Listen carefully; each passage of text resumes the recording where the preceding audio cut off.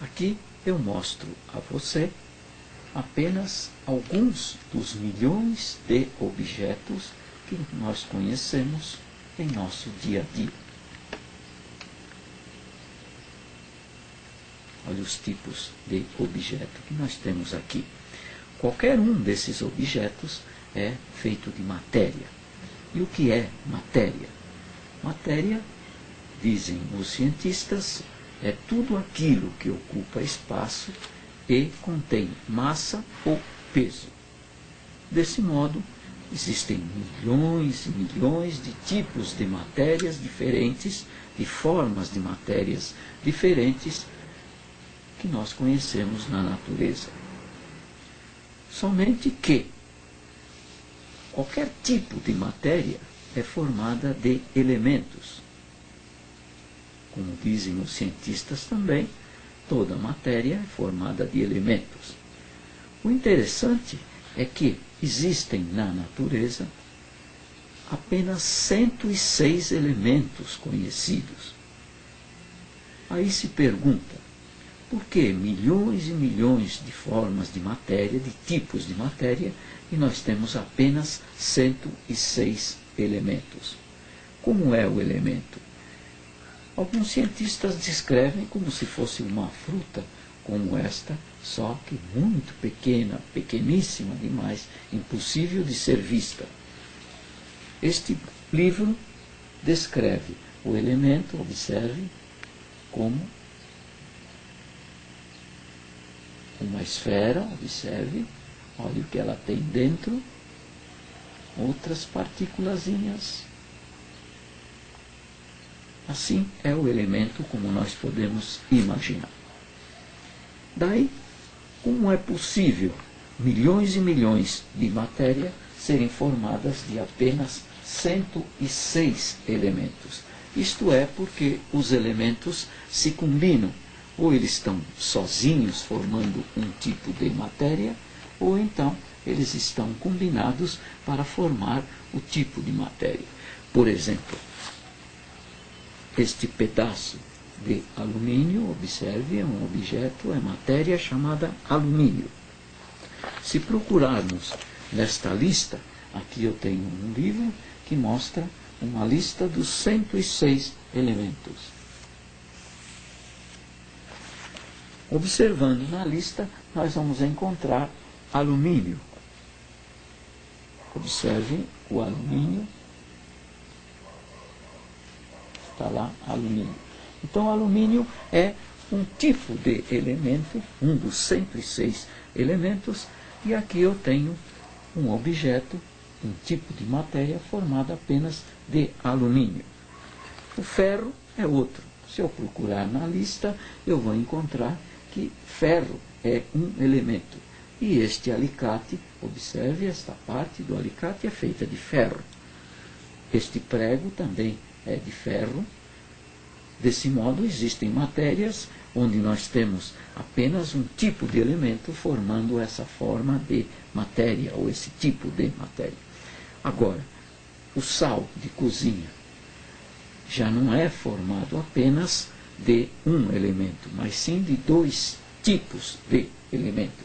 Se procurarmos na lista, nós vamos encontrar iodo e cloro. Iodo é um dos 106 elementos e o cloro é outro dos 106 elementos. Os dois juntos formam o sal de cozinha. A água é outro tipo de matéria formada de dois elementos. Se procurarmos na lista, nós vamos encontrar oxigênio e hidrogênio. São os dois tipos de elementos que combinados formam a água, compõem a água.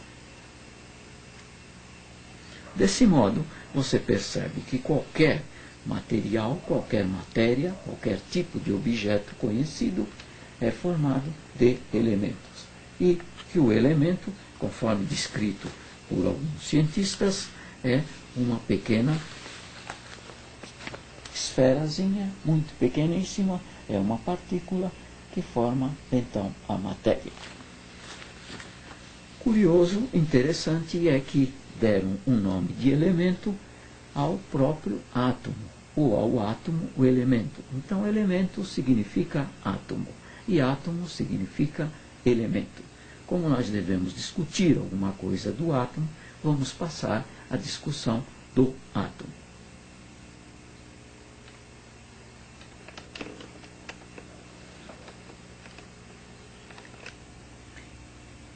Aqui eu mostro a você alguns livros de química e física que descrevem os átomos, apenas para ilustrar, para que você veja como é a forma de um átomo conforme descrita pelos cientistas.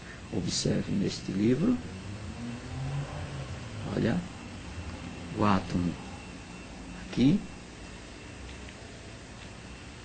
ele tem um núcleo no centro e elétrons girando em torno desse núcleo. O núcleo de um átomo, observe neste livro, olha o núcleo do átomo lá no centro, com partículas, pequeníssimas partículas. Essas pequeníssimas partículas são chamadas nêutrons e prótons. E em torno do núcleo do átomo, você observa outras partículas que são chamadas elétrons. Os nêutrons que estão lá no núcleo não têm importância nenhuma para a eletricidade ou eletrônica, porque eles são nêutrons, como o seu nome já diz. O que importa para nós é apenas os prótons, ou são apenas os prótons que estão lá no núcleo, porque eles possuem carga elétrica positiva. E mais importante ainda para nós são os elétrons, que são partículas de carga negativa e que vivem girando em torno do núcleo. Alguns átomos, como descrito neste livro, observe, alguns átomos, como este aqui, átomo de hidrogênio, esse primeiro átomo, hidrogênio, olha o núcleo lá dentro, já sabemos que o núcleo lá no centro, ele possui nêutrons e prótons. Veja, o hidrogênio possui um próton lá no núcleo, preso lá dentro do núcleo, e um elétron girando em torno do núcleo. Olha o átomo de hélio, do elemento hélio, possui 2 prótons e 2 elétrons girando em torno do núcleo. Esse outro átomo, oxigênio, observe quantos elétrons ele possui e quantos prótons. Lá dentro nós temos prótons, o mesmo número de elétrons. Quantos elétrons? 8 elétrons girando em torno do núcleo. Este outro, alumínio, observe, o alumínio também possui muitos elétrons, ele possui 3 esferas, como podemos ver. Essas esferas são aqueles caminhos que o elétron percorre em torno do núcleo, aqueles caminhos que o elétron fica girando.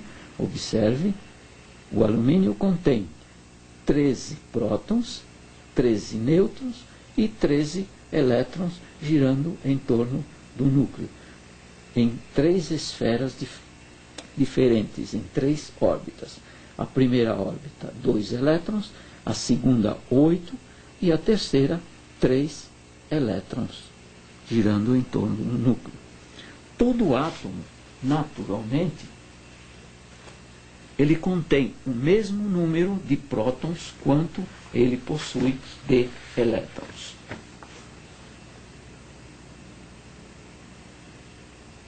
Olha este livro, como descreve o átomo.